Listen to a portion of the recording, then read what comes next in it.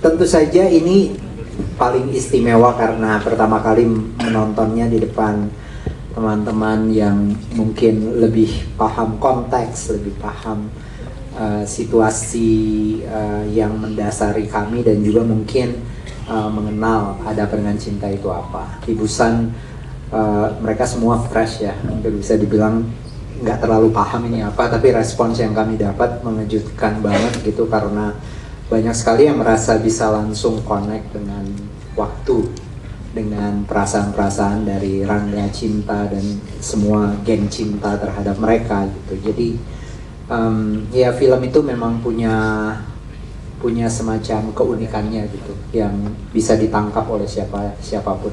Yes, Mas Riri, terima kasih. Kita ke pertama-tama skenario ini sudah pernah ada.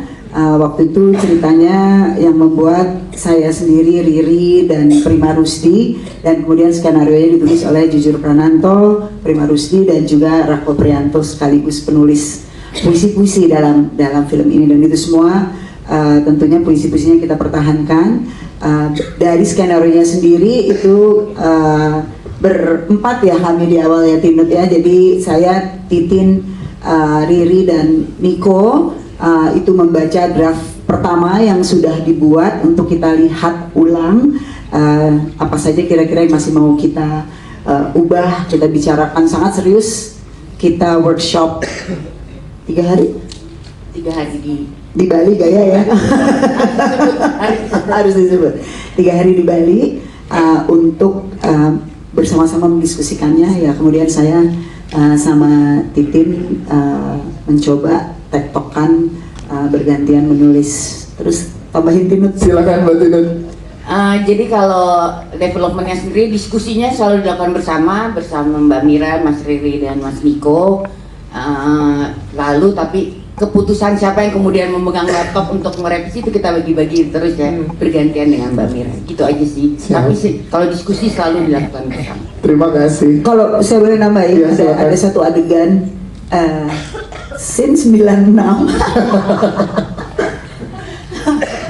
Nggak usah tahu itu bagian yang mana, ditebak-tebak aja. Iya. Yang saya sama Titin itu, saya bilang sama Titin, tolong di bagian ini nih kayaknya harus kamu nih yang kulitin, gue ngerasain nih kayaknya harus diubah gitu.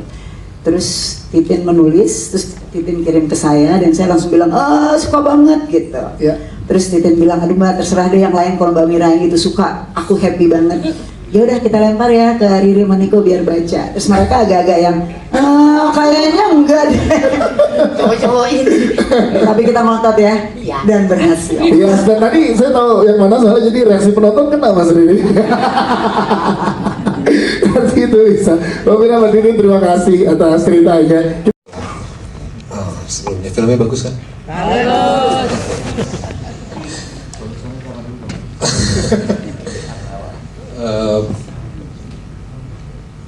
Waktu kita melakukan audisi, kita begitu banyak mendapatkan submissions ya dari ratusan anak muda yang sangat-sangat berbakat. Tapi terutama kita memang mencari yang cukup spesifik adalah kemampuan bernyanyi di dalam yang akan sangat penting di film Rangga dan Cinta. Jadi begitu kita mendapatkan videonya El, mengirimkan El di request kalau nggak salah waktu itu, di approach untuk dimintakan mengirimkan video dia bernyanyi dan berbicara ke kamera. Saya seperti mendapatkan apa ya, mungkin kebanyakan insting sih ya, bahwa ini orang memiliki sebuah kejujuran dalam bersikap, berbicara, dan suaranya sangat baik. Itu modal utama yang untuk kita cari. Dan walaupun El belum pernah main film sebelumnya, tapi saya juga percaya karena akan didirect oleh Mas Riri. Mas Riri sangat berpengalaman direct bahkan non-actors, dan saya juga sering didirect sama Mas Riri di awal-awal karir saya. Jadi saya merasa sepertinya kalau kolaborasi antara aktor dan sutradara El dan Mas Riri pasti akan menghasilkan sesuatu yang sangat baik. Terima kasih Mas Niko untuk jawab. Silakan Mas Anton. Ya, setelah setahun kita bekerja simultan ya. Jadi sejak tahun lalu ya bekerja simultan. Memang ini pekerjaan yang buat saya sulit ya, karena tetap harus terasa bahwa itu lagu-lagu dari yang udah pernah ada dan cukup menempel di penonton. Tapi ya musik dirubah sedemikian rupa menjadi yang hari ini bunyi, hari ini ada. Ya. Tapi juga harus beradaptasi dengan masing-masing cast, sehingga itu dibuat kembali dan di adjust demikian rupa sehingga bisa fit di dalam scene itu. Itu aja kesulitannya sebenarnya. Yang lain sih oke. Oke. Ya, terima kasih Mas Anto. Seperti atau pemahaman perasaan yang aku lakukan di sini, yang pasti benar tadi kata Mas Riri, kita punya modal perasaan atau modal pengalaman yang aku punya. Dan kebetulan aku paling, kalau misalkan mau di highlight banget, aku paling relate bagian persahabatan sih. Kayak girlhood aku sama teman-teman itu nggak beda jauh gitu, dan kayak how I express my feelings to my girls juga kayak gitu, denialnya dan curiosity-nya cinta gitu. Terus apa ya, cinta itu kan penasaran dan dia curious, dia ambitious juga gitu, dan aku rasa aku mengerti perasaan itu gitu. siap Lea, terima kasih. Kalau El gimana El? Udah lumayan sering bilang dan juga dapat pertanyaan seperti itu ketika kesamaan atau kemiripan bersama Rangga itu saya selalu sangat-sangat menikmati kesendirian. Saya senang sekali ketika ada waktu untuk sendiri, seminggu sendiri, sebulan sendiri, itu adalah sebuah comfort zone buat saya pribadi. Tapi kalau misalnya dibilang memahami dan coba masuk ke dalam dunia Rangga, mungkin saya paham betul kehidupan Rangga dan apa yang sebenarnya dia rasakan ketika bersama orang-orang yang dia rasa bukan bagian dari dalam orang-orang tersebut. Jadi itu pengalaman yang saya punya dan coba kami bareng-bareng diskusi bareng Lea dan juga Mas Ri dan juga acting coach, paling seperti itu. Siap, terima kasih El. Produksi, dan saya bersyukur selama ini kalau sedang dalam masa persiapan, kita selalu diberikan waktu untuk bahkan waktu dan fallback gitu ya, maksudnya waktu dan sisa waktu untuk memastikan kita menemukan yang benar gitu. Saya yakin teman-teman bisa lihat di banyak konten YouTube yang sudah dibikin oleh Rangga dan Cinta. Tapi prosesnya kurang lebih ada kayak individu dengan kemampuan menyanyi, ya bisa mengekspresikan suara, karena tadi hampir semua suara lagu yang dinyanyikan itu dinyanyikan secara live di lokasi. Jadi kami punya teknologi monitoring supaya mereka bisa mendengarkan musik kecil di dalam telinga mereka, kemudian kita bisa syuting dimanapun kita mau, mereka menyanyi live. Jadi itu yang awal. Kemudian yang kedua sebenarnya ya tentu saja mereka harus datang dari kurang lebih untuk enak menjadi ensemble gitu. Karena Cinta tidak mungkin cinta sendiri. Cinta adalah Alia, Mili, Maura Carmen, dan kita harus ketemu itu perasaan itu gitu. Dan begitu juga Rangga dan Cinta gitu. Jadi menemukan dinamika di antara mereka. Banyak sekali kayak puzzle gitu ya, yang kita pasang di sebuah dinding gitu, foto-foto. Kadang-kadang kita ubah ke kiri ke kanan. Kalau ada satu yang karena satu lain hal tidak bisa, semua yang lain harus dipertimbangkan ulang. Kurang lebih itu sih yang paling menjadi tantangan kalau membuat ensemble seperti ini. Dan saya juga senang dengan upaya mencari pengalaman mereka pribadi sebagai remaja yang kurang lebih bisa mereka bawa ke dalam karakter yang mereka mainkan. Itu pertimbangan. Selamat siang semuanya, terima kasih sudah hadir dan terima kasih Mas Midi pertanyaannya. Untuk karakter Mamet sendiri, menurut aku karakter yang sangat challenging. Ya, aku tidak pernah, maksudnya setiap mendapatkan karakter juga pasti mencoba untuk mendalami karakternya sesuai dengan apa yang aku bisa dan sesuai dengan apa yang diberikan oleh sutradara dan penulis dari cerita tersebut. Dan menurut aku karakter Mamet ini memiliki cukup banyak perbedaan dan cukup banyak persamaan juga dengan diri aku sendiri, dan itu yang bisa aku jadikan sebagai senjata untuk memerankan karakter Mamet ini. Salah satunya ya karakter Mamet ini adalah orang yang mudah untuk membaur dan mencairkan suasana ya. Dan kebetulan Rafli pun juga memiliki sifat itu dan kita menemukan sedikit persamaan. Dan aku sebenarnya nggak sadar ya aku punya sifat itu setelah Geng Cinta pada point out. Yes. Jadi ya bantuan dari mereka juga aku bisa memainkan karakter Mamet. Ya itu saja. Rafli, terima kasih. Dengan Kasa ADC ngobrolnya gimana sih, pengen tahu? Silakan. Mereka? Iya, enggak, kamu ke Titi Kamal waktu itu kan sempat ketemu tuh. Nah, itu ngobrolnya apa, kita pengen tahu. Iya tadi. Gak apa-apa, Mama memang lagi karakter. Semuanya, makasih Kak untuk pertanyaannya. Ketemu Titi Kamal waktu itu heartwarming banget. Aku sampai nangis sama dia. I look up to her so much. Dan kita yang ngobrol gimana prosesnya, dia nanya kayak gimana sih interpretasi kamu Maura tuh gimana. Oh, kita banyak yang ngobrolin perintilan Maura, girly-nya, femininnya, and itu ngebantu banget sih, bantu aku untuk grounding, untuk kayak oh I'm doing good gitu. Yes, oke, terima kasih Dara. Tadi Rafli mau nambahin, Rafli ketemu Dennis. Nggak apa-apa. Saya salah tangkep ternyata. Ya jadi ketemu Mas Dennis itu seru banget. Aku suka banget sama karakter Mamet yang dibawain oleh Mas Dennis, dan mau sampai kapanpun aku tidak akan pernah bahkan untuk mencoba untuk menggantikan karakter Mamet yang diperankan oleh Mas Dennis ya. Karena karakter Mamet versi Mas Dennis ada karakter yang sangat melekat di hati kita juga gitu. Dan di film Milly dan Mamet itu aku suka banget. Jadi pas aku ketemu sama Mas Dennis, kita langsung ngobrolin banyak hal. Ternyata kita sangat connect. Sama-sama suka game, sama-sama receh. Ya kita ngobrol lumayan banyak sampai Mas Dennis tuh ngajak, ayo kalau kamu kosong kapan-kapan nanti main ke Blok M. Ngapain tuh Mas? Saya ada kafe di situ, kafe wibu-wibu. Boleh banget. Saya suka anime Mas, pas banget. Pas banget.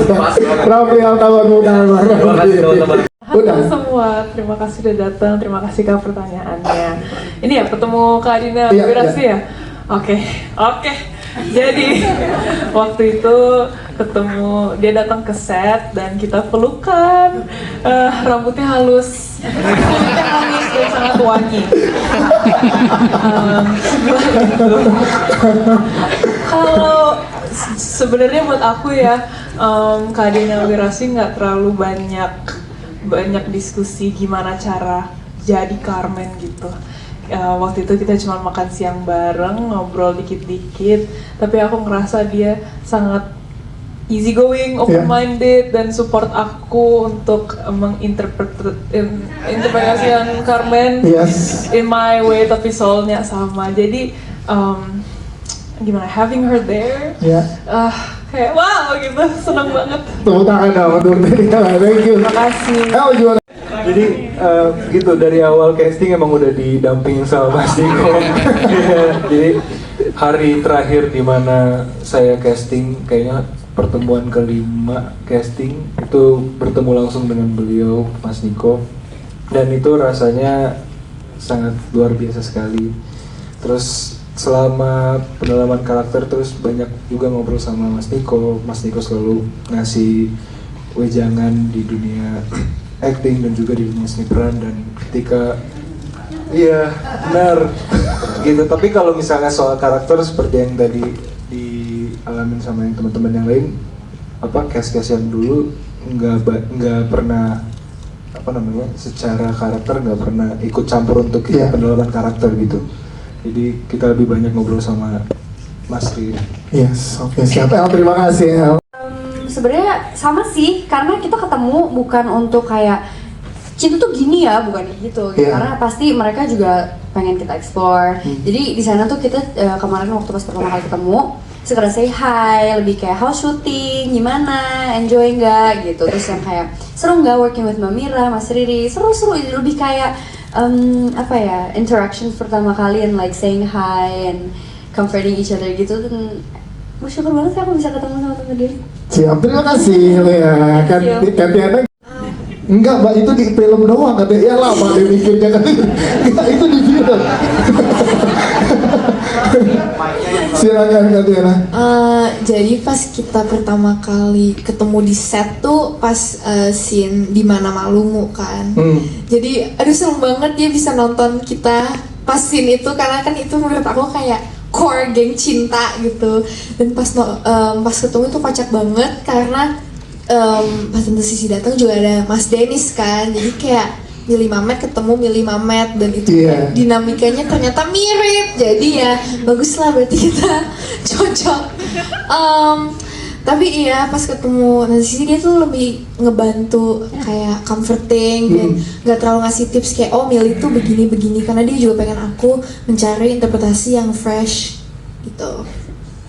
Semuanya, selamat siang. Thank you udah hadir di sini.